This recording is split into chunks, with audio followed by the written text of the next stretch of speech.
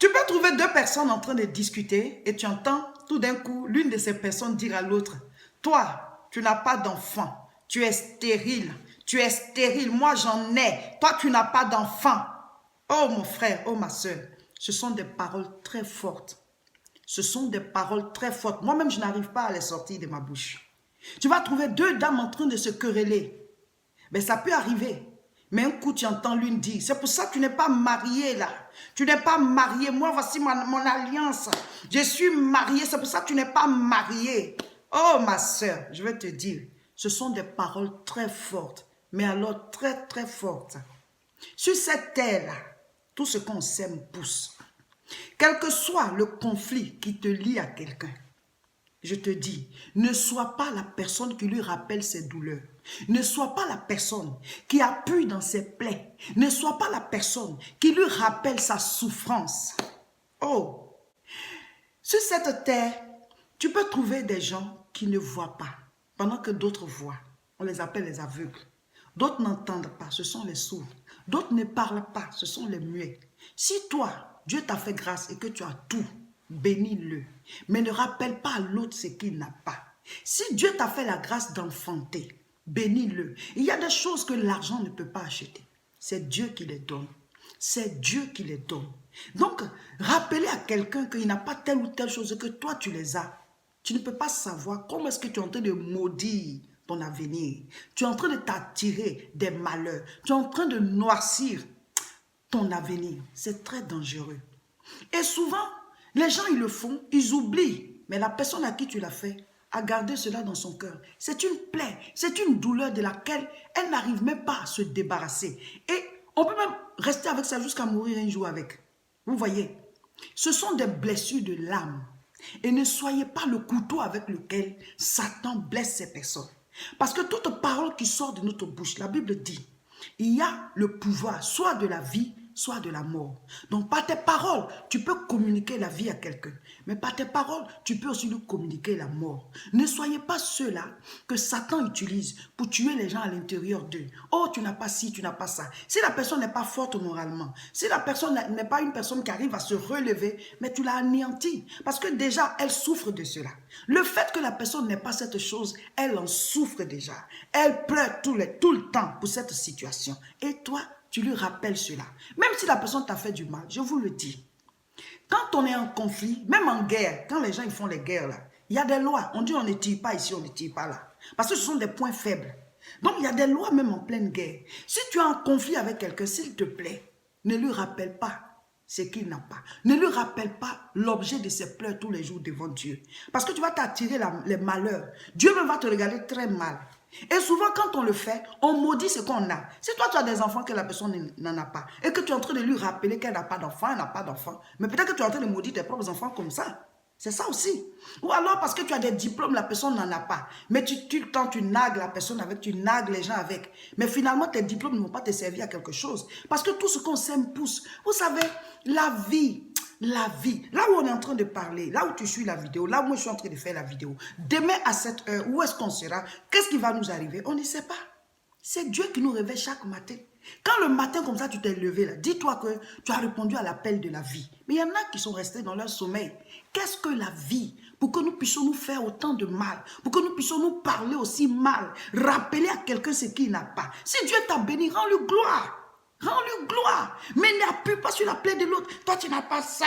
Chacun de nous doit être une bénédiction pour les autres. Parce que tout ce que nous avons, nous l'avons reçu. Tout ce que tu as, tu l'as reçu. Si Dieu t'a rendu riche, c'est une bénédiction du ciel. Parce qu'on peut être riche aujourd'hui, être pauvre demain. Et on peut être aussi pauvre aujourd'hui et être riche demain. Si on se bat, on peut y arriver. Mais c'est avec la grâce de Dieu. Donc, mon frère, ma soeur, cette vidéo, c'est pour te dire, ne sois pas celui ou celle qui rappelle à l'autre, qui rappelle à autrui ses problèmes, qui rappelle à autrui ce qu'il n'a pas, qui rappelle à autrui ses souffrances. Et quand la personne finit de te rencontrer comme ça, c'est le chaos. Elle va prendre du temps avant de se relever. Si elle n'est pas très forte, elle va prendre même beaucoup de temps. Elle va pleurer, cette personne va pleurer juste parce qu'elle t'a rencontré. Finalement, tu deviens quoi? Tu deviens quoi dans la vie de la personne? Je vous le dis, quel que soit le conflit qui te lie à quelqu'un, ne sois pas à la base de ses souffrances.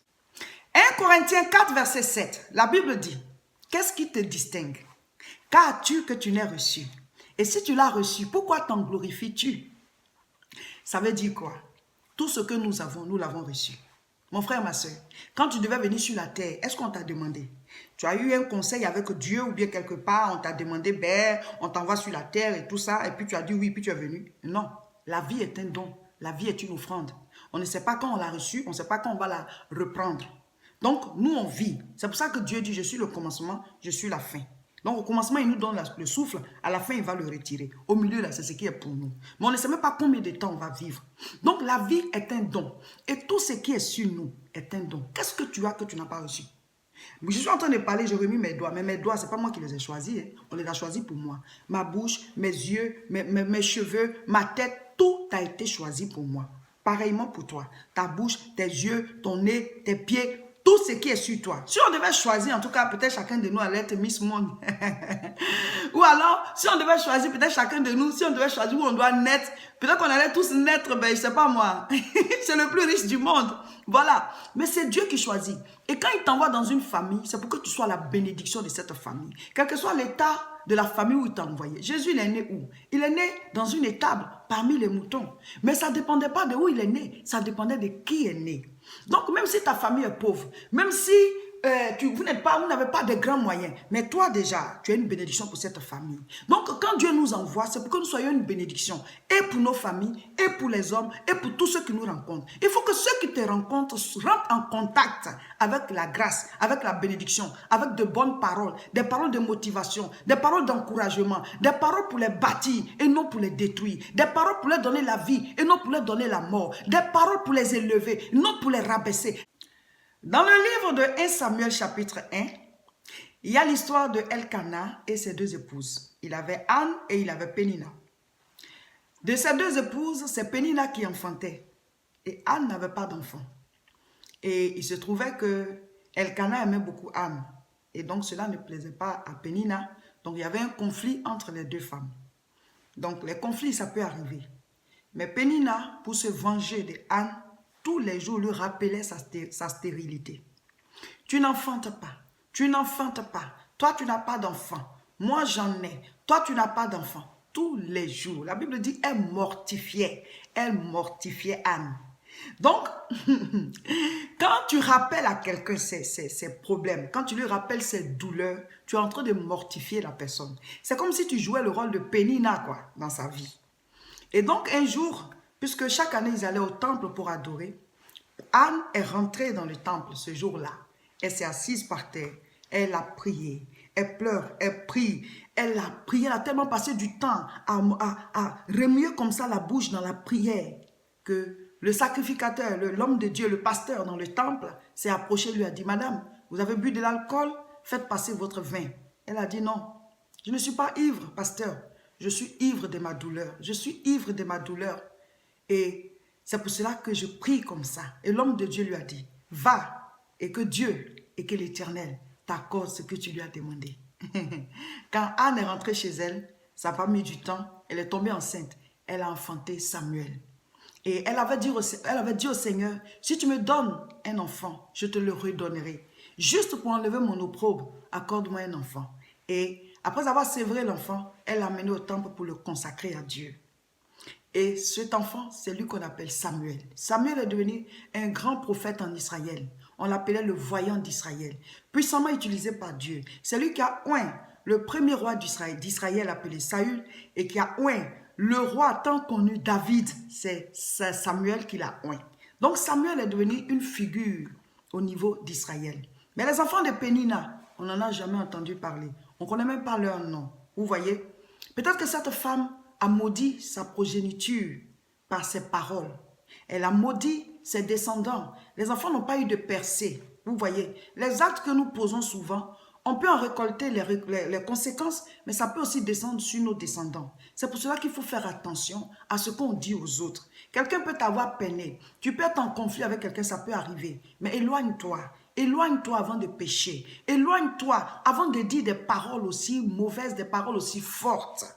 Mon frère, ma soeur, je veux me baser sur cette histoire pour te donner des conseils. Mon frère, nous sommes dans un monde où tout ce qui se fait, c'est comme Cause à effet, cause à effet. Tu plantes, ça pousse, tu plantes, ça pousse. Donc, les actes que nous posons, nous devons y faire très attention pour ne pas nous réserver à nous-mêmes un avenir de malheur, de souffrance. Il y a des gens qui ont commencé bien, mais après, qui ont terminé dans la galère, dans la souffrance, dans toutes sortes de misères. Mais tes paroles, je ne dis pas forcément que tous ceux qui souffrent, c'est leurs paroles, mais je suis en train de te dire que tes paroles peuvent te causer des malheurs.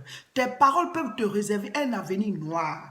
Les actes que tu poses peuvent maudire ta descendance, peuvent maudire la fin de ta vie. Tu peux terminer dans la souffrance, tu peux terminer dans la misère, en train d'errer sur la terre. Or, tu avais bien commencé. On ne sait pas ce qu'un jour peut enfanter. Chers frères et sœurs, vous qui suivez cette vidéo, soyez des gens bien pour les autres. Soyez des gens qui galvanisent les autres. Que vos paroles produisent la vie. Que vous soyez des gens qui leur donnent envie d'évoluer. Ne les détruisez pas. Ne les abattez pas. L'être humain est précieux. L'homme, on ne peut pas l'acheter. Même si tu as de l'argent, tu ne peux pas acheter un être humain.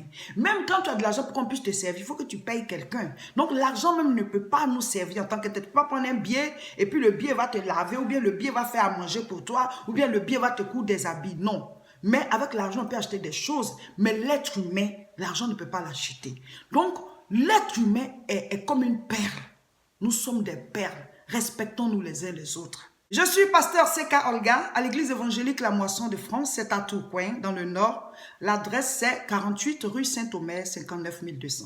Tous les dimanches matins, nous faisons des cultes à partir de 10 h, rejoignez-nous. Et une fois par mois, nous avons des retraites spirituelles désormais au niveau de Tourcoing. La prochaine, c'est le samedi 24 et le dimanche 25. Alors, vous pouvez nous contacter au 0033 751 51 25 16 pour nous dire que vous voulez venir à la retraite. On va vous dire comment ça se passe. Il y a des hôtels dans les environs de l'église, vous les louez parce qu'il n'y a pas de dortoir dans l'église. Et quand c'est l'heure de la prière, vous venez. C'est 2 jours. Alors vous arrivez samedi ou bien vendredi soir. On a samedi après-midi pour la prière jusqu'au soir. Et le lendemain, dimanche, le culte spécial de bénédiction. Et vous repartez. Mon frère, ma soeur, il y a des choses qu'il ne faut pas rater. Va vers là où l'onction se manifeste afin d'obtenir ton miracle. Ne reste pas seul avec tes problèmes. Ne te laisse pas anéantir seul par les maladies. Ne te laisse pas anéantir seul par les blocages. Ne reste pas en train de souffrir, te ronger toi-même. Viens, Dieu va te libérer. Si vous voulez nous contacter, vous pouvez aussi cliquer sur la page Facebook où nous suivez, sur contacter, vous écrivez, j'aimerais venir à la retraite spirituelle, on vous dira comment ça se passe.